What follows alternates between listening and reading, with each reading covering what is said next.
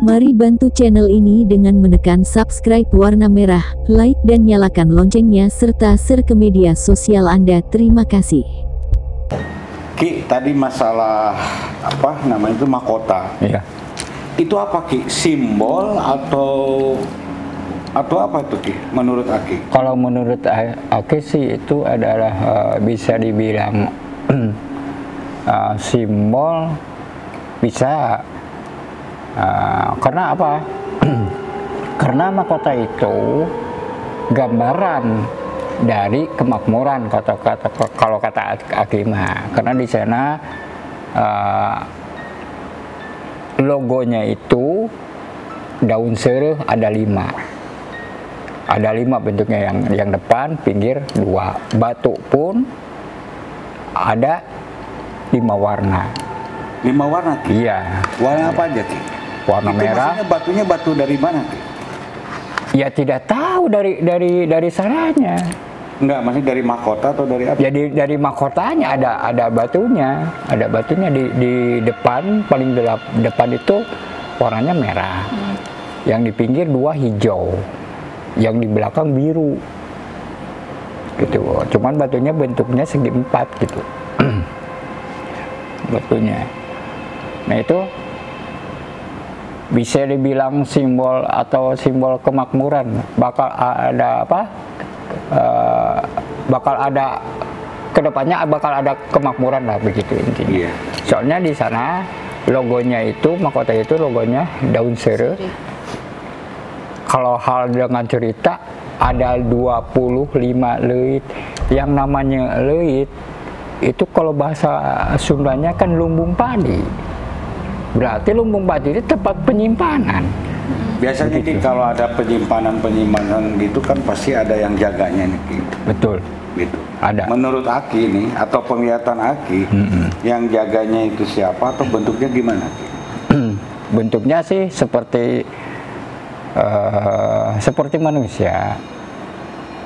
Zaman atributnya seperti zaman kerajaan.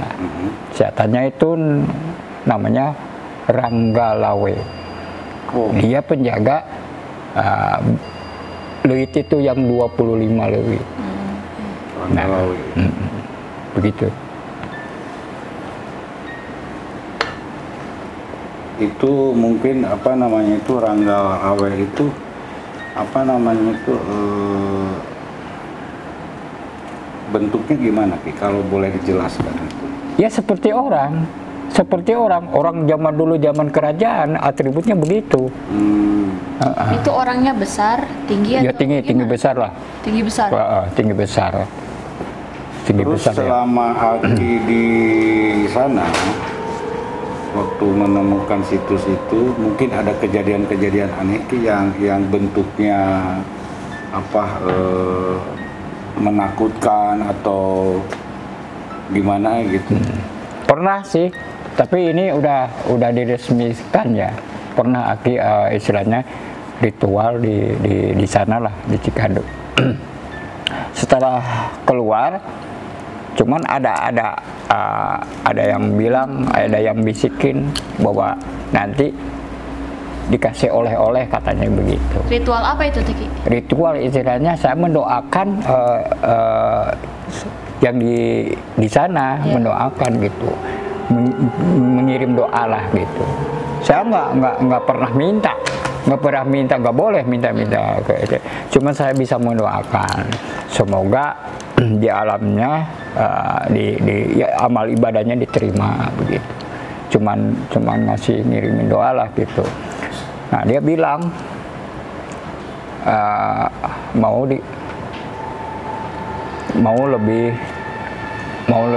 dikasih oleh-oleh gitu. Setelah berdoa. Setelah berdoa, saya keluar tuh dari ruangan makam itu. Ternyata di pohon bambu ada selendang warna merah. Wah. Ada selendang warna merah. Terus ada yang seperti apa benang-benang emasnya. Itu panjangnya 2,5 meter. Kalau Aki diukur setelah sampai di rumah itu diukur 2,5 meter. Itu Aki ngambilnya gimana? Cara penarikan atau? Begitu saja diambil aja, karena dia itu di pohon bambu begini, di ranting bambu. Ya, itu siang hari nih, siang hari. Posisinya melayang atau gimana? Enggak melayang. Enggak. Jadi dia itu ada di ranting bambu itu. Duduk gitu. Bukan, enggak duduk, jadi kemana? Nyampai lah gitu, kalau bahasa Sunda mah nyampai. Ya, Aki bawa dengan mudah, enggak ada terjadi apa-apa, diambil begitu saja. Nah, Aki bawa, masukin kantong, bawa pulang. Itu kejadiannya udah 2 kali. Apa? Benda gaib di situ. Aki kesana lagi nih. Kalau nggak salah 3 minggu kemudian Aki kesana lagi. Cuman itu kejadiannya malam. Ya, setelah selesai dari tawasulan mendoakan itu keluar dari ada sinar warna hijau. Ada sinar warna hijau tapi bercahaya redup lagi. Bercahaya redup itu. Ya, Aki ikutin ke sana. Ternyata di pertengahan antara bambu begini, di tengahnya ada batunya, si batu itu. Sebentar Ki, itu posisinya di hutan atau? Iya, kan makamnya itu dikelilingi sama bambu. Oh. Dan saya juga dengar Ki nih, katanya Aki pernah narik nih barang di sana nih. Kebetulan waktu itu juga katanya ada kuncinya juga ya, juru kuncinya juga. Setelah tawasulan, Aki kan mau dikasih oleh-oleh. Iya. Nah itu kan dengan yang barangnya gaib gitu kan kita nggak kelihatan ya. Iya. Berarti kan harus orang ahli yang bisa mewujudkan atau mendohirkan. Itu kejadiannya belum lama lah, antara 3 minggu kemarin lah. Oh, iya. Ada istilahnya ada temen yang pengen jarah ke sana. Ya malam sih jarahnya, nggak siang malam. Pengennya malam dia, ya Aki antar. Kata dia, Ki, di sini ada barang apa yang nggak tahu. Nah, nggak tahu ada barang atau tidaknya. Cuman pengalaman Aki diceritakan lah waktu menemukan selendang sama batu itu. Itu sama kuncinya tuh, sama kuncinya ikut tahu nggak? Kita masuk dulu tawasulan, sudah tawasulan kita keluar selesai, baru ada muncul seperti naga gitu, tapi 2 naganya 2. Wah. Naga yang diceritakan. Jadi deg-degan.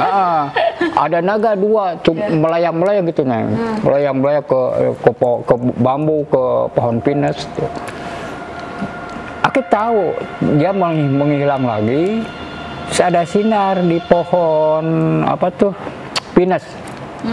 Ada sinar. Sinar itu kebiru-biruan lah. Ya Aki kejar, istilahnya Aki ambil lah. Alhamdulillah terwujud. Nah, waktu Aki memegang itu, memegang si benda itu, ternyata muncul lagi naganya sampai naga itu menyerang Aki. Aki terlempar sekitar 5 meter lah, berguling-guling itu. Oh, Aki diserang ya? Sama 2 naga itu.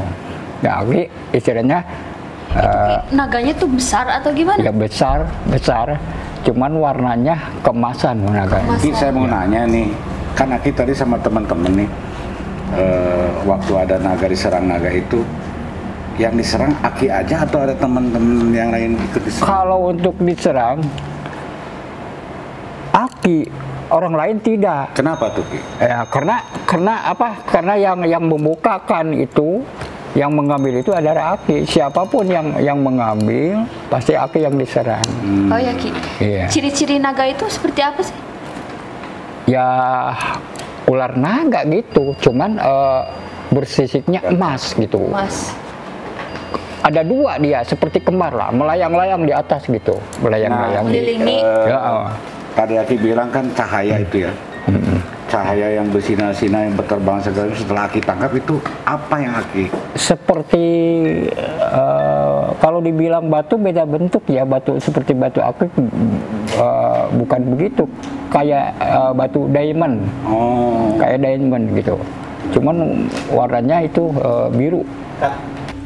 Baiklah pemirsa, kita sudahin dulu pembicaraan kita dengan Ki Jaya Dinaga, dan untuk yang komen terbaik akan mendapatkan sebuah kaos eksklusif dari kami dari podcast Misteri Alam Gaib. Dan kalau ada yang ingin menjadi narasumber, mempunyai cerita-cerita misteri yang lebih seru, silakan hubungin kami ke sini, ke alamat ini, dan akan mendapatkan kenang-kenangan dari kami berupa kaos eksklusif Misteri Alam Gaib. Baik pemirsa, untuk podcast Misteri Alam Gaib ini akan selalu tayang di setiap hari jam 8 malam sampai jam 10 malam. Jangan lupa like, comment, and subscribe-nya. Sekian episode hari ini. Kita akan lanjut di episode berikutnya. Wassalamualaikum warahmatullahi wabarakatuh.